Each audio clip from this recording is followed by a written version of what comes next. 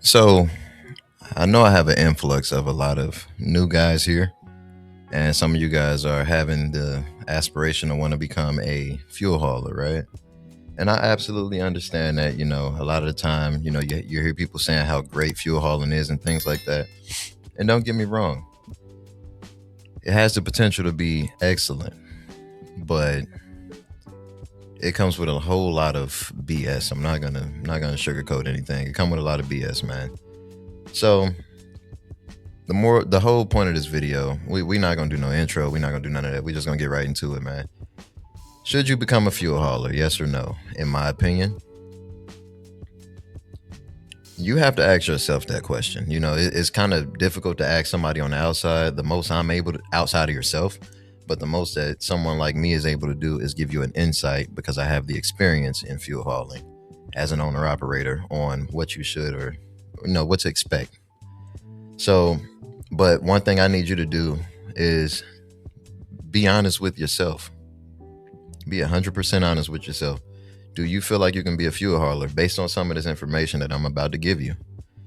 One, I don't have a number of things and I'm going to go down a list or anything, but ask yourself this question. Are you willing to start off working at night? Right? Because all of us had to do it just about, including myself. I worked overnight for like maybe a month and a half. And right before I got ready to give out, I ended up just getting a truck eventually. That's how it worked out. But for those of you guys that aren't able to get your truck just right off the jump and things like that, you have to really consider that, I know how difficult it can be driving at night, man. It's not easy, bro. It's not easy. Your body's so used to working when the sunlight is out. You know what I mean? That's kind of what keeps us going. We're technically our skin radiates sun and all that other stuff, but I don't want to get into all of that scientific stuff and whatever. But that's what keeps us awake during the day for the most part, unless you have some type of deficiency, such as lacking of melanin and all that other stuff, whatever. Anyway, when it comes to fuel hauling, man, not only is working at night going to be an issue, but you have to remember fuel hauling can only be done outdoors for the most part. So you're going to be all in the elements. And I've experienced it years in the past and all that other stuff. Fuel hauling in the snow, fuel hauling in the rain, fuel hauling when it's a tornado warning and all that other stuff. Excuse me. It's not easy, bro. It's not. And a lot of people may look at us fuel haulers like, oh, you guys have a cool laid back job. And it can be considered a cool laid back job. Yeah, absolutely. But one thing I'm gonna tell you is it's still gonna require a whole bunch of work as well. That's another thing. Are you willing to put in that work to become a successful fuel hauler? Rather you're an owner operator, even on a company driver level, you can still become successful as a company driver as well. Now it's things that you can do, such as on the company side such as training, things like that. But we all know when you work directly with these companies, man, it's a cap on it.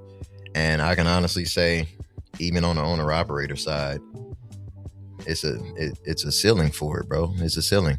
And it's to the point where even myself, I'm really contemplating on leaving out of fuel hauling and doing something totally different.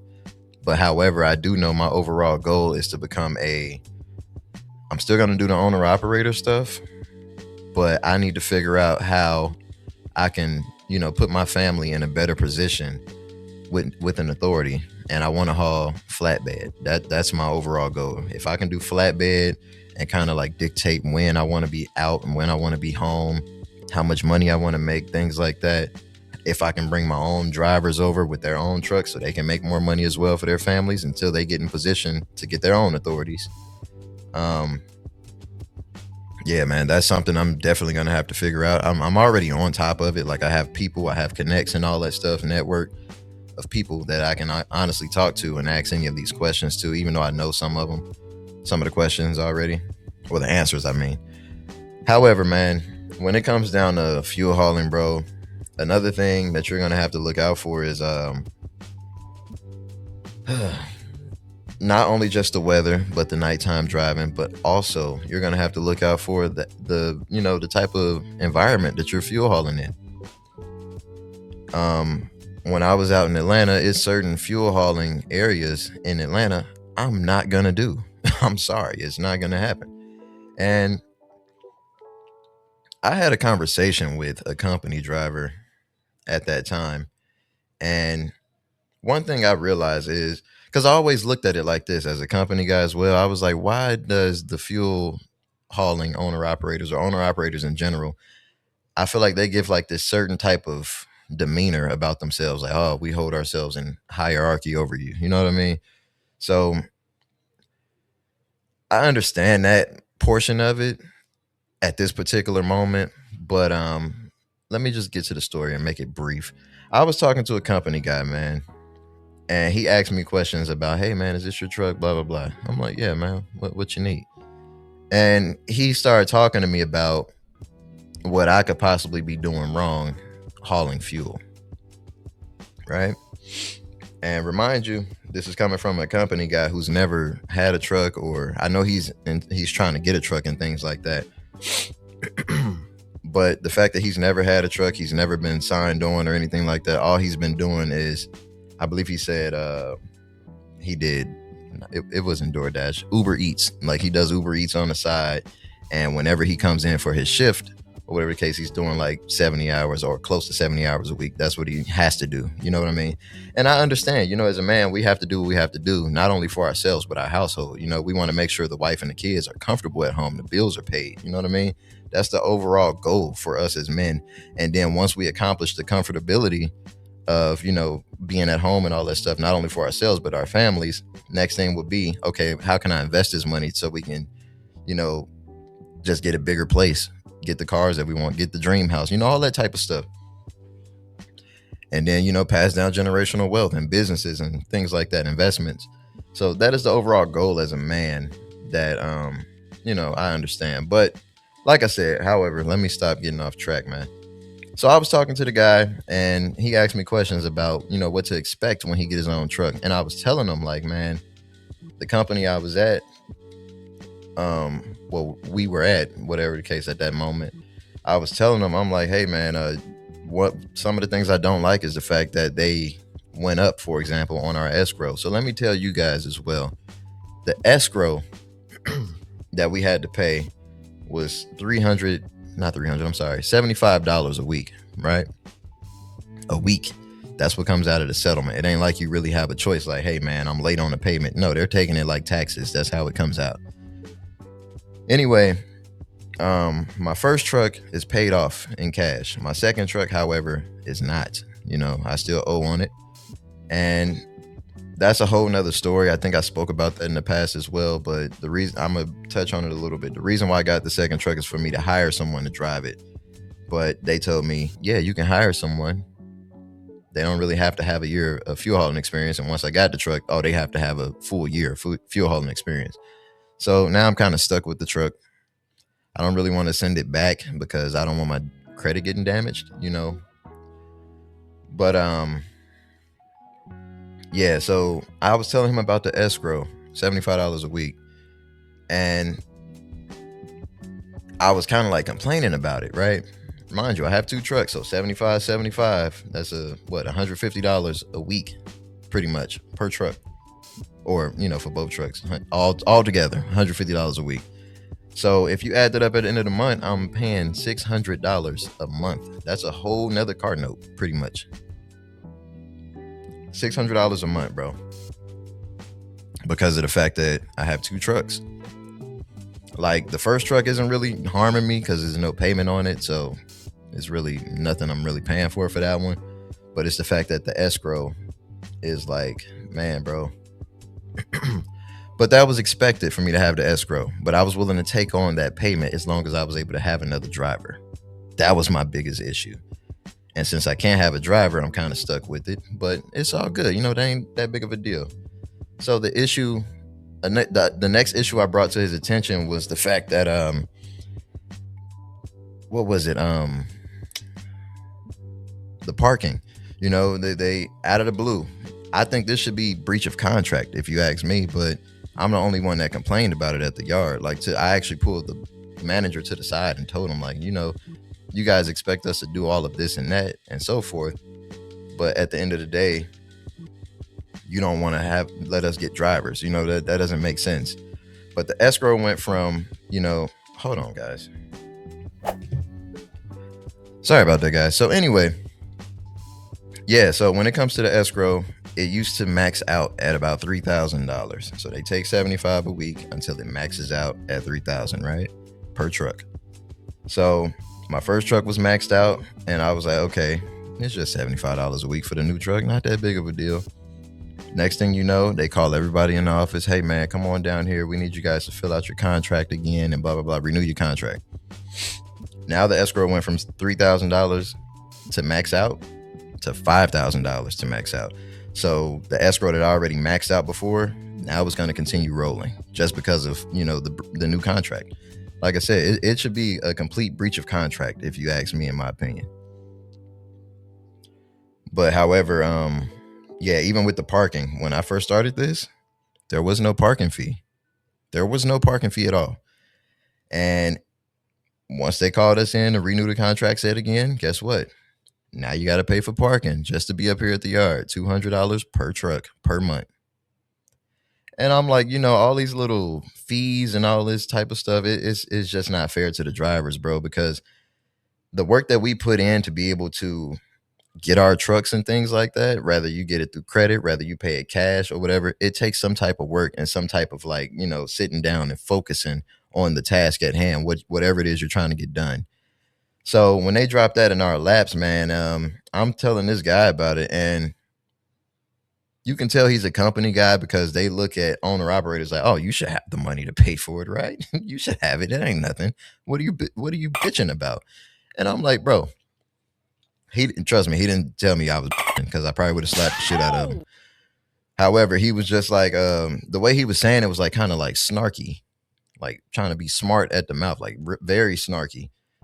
And kind of, I don't want to say sarcastic. He was just being a dick about it. You know what I mean? But that's kind of expected from a guy that didn't have his own truck. And he already, before, mind you, I forgot to tell you guys this part. Before we even started this whole conversation with this guy, he was already telling me, hey, man, oh, man, I hate this fucking job. I'm not going to lie. I hate this fucking job. And that's what he was telling me the entire time, pretty much. So put that in perspective. He's trying to brush off everything I'm telling him that all the drivers that are owner operators were complaining about. He's trying to like brush it off like, oh, it's not that big of a deal, So the city that we live in is pretty expensive. So I'm telling him, I'm like, hey, man, the city is the state and the city is expensive. You don't think so? Straight like that. And what he told me is, the problem isn't that it's expensive. The problem is people just can't afford it. So I'm like, dude, stop. In my head, I'm like, he's trying to overanalyze everything. So eventually it got to a point where I'm like, all right, bro, go ahead, man. Let me finish my post trip. All right. And I just walked off and went home after that. So, that's another issue that you're going to deal with when you become an owner operator. When you have some company guys who are kind of like wishing they were either in your position or whatever the case. And if they can't get in your type of position, they just gonna hate on you and make it seem like whatever you're complaining about, okay, it's minuscule. You know what I mean? It's not that big of a deal. You're bitching about it. It's not about bitching about it. Like I said, think about it. $600 a month. If you had 2 trucks, $600 a month. What can you do with that $600 in your household every single month? Yeah, I thought so. You could pay all type of bills. You may not be able to cover rent because rent is no longer that cheap. You know what I mean? But that can knock out some car notes. That can knock out insurance. That can knock out some utility bills. That can get you groceries for your whole household, man. But moral of the story, should you be a fuel hauling owner operator? Ah, man, if you don't have experience hauling fuel, or you're not that great of a driver, because that actually plays a part of it too. The physics of the truck is a little bit different compared to driving drive-in. It's times where you're sitting at the red light and your whole truck is just doing this, you're waving the whole truck, because of the fact that, if you have baffles or anything, people say if you have baffles in your trailer, you're not really going to feel it that often. But and that's true. That's true for the most part. But you're gonna feel it some of the time. It's not like it never happens. And another thing, you can't necessarily slam on your brakes. You can't slam on your brakes, period, to stop. But just imagine in a tanker, all that force is pushing you. So you have to look way ahead. You know what I mean? You can't just, last minute, let me slam on my brakes and stop. It don't work like that. Sometimes you're gonna have to take that red light and hope nobody comes across and get T-boned.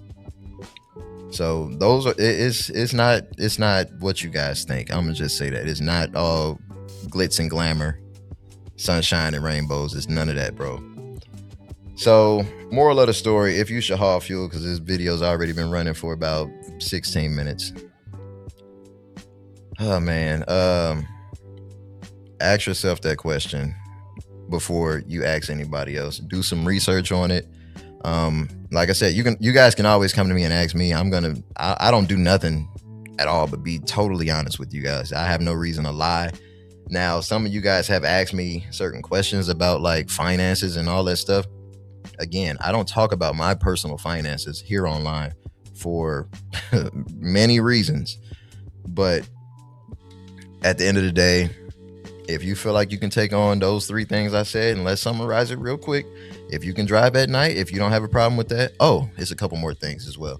If you could drive at night, you don't have a problem with it, cool. If you're willing to go to some of these dangerous areas, especially at night, okay, cool. Do what you got to do. Just remind you, a lot of these companies aren't going to let you have a firearm with you. All right. So what was the other one I said? I can't remember. But long hours as well. Long ass hours. At minimum, you're going to work 12-hour shifts. So if you aren't prepared for that, then I don't know what to tell you, bro. I mean, at the end of the day, we're truck drivers, bro. Even if you were over the road or whatever, a lot of the time, these companies are going to at least try to get 11 hours out of you. And that's rather you're driving or rather you're just on duty. They're going to try to get 11 hours out of you, minimum. So, and I believe I heard TB talk about this as well, the yard politicking. You got people walking around the yard, snitching on you for anything you do. Hey man, I seen you parked in the wrong spot. This isn't for this type of parking. Little shit like that. It's man. And it's things like that make me miss being OTR every day, bro. I'm not gonna lie, I miss it. But I already know how it is, because as soon as I get out there as an OTR driver, I'm like, okay, now I miss being home. It really be that way. I don't know why, bro.